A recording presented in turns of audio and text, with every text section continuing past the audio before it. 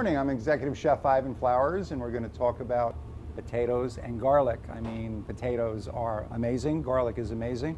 There's an infinite number of possibilities. I'm going to show you a very simple way to do a fork mashed. You can also do this as a whipped. This is a very simple fork mashed potato. What I have going here is I have some cream that I'm starting to scald out a little bit. As it's starting to get nice and foamy, at that point, what I want to do is I want to add some butter, all in the same pan, to the cream.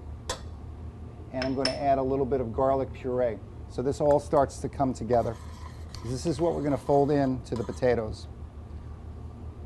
What I've done is I've taken Yukon potatoes, turned my flame down just a little bit. Yukons are nice and creamy. They make a really nice potato. The trick when you boil potatoes and you put them in the water, put garlic cloves, black peppercorns, and a sprig of thyme or rosemary into the water, and it will infuse into the pulp and give the most incredible flavor.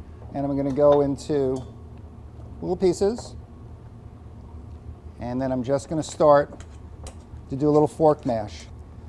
So as that's going, we've got our cream, our garlic, and our butter. I'm going to add a touch more cream to it because I want my garlic to cook out as well. Now at this point, I'm going to add a little bit of French sea salt,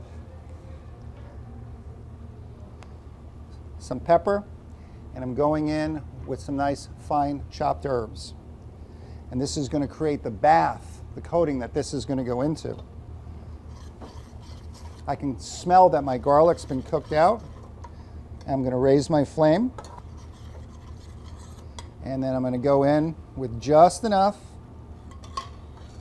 to coat the potatoes. I'm going to take my fork and finish. Again, just doing a mash. As a side dish, as a front dish, anything you want. Really, really simple. Again, nice and rustic. A little herbs to finish, and there you have it.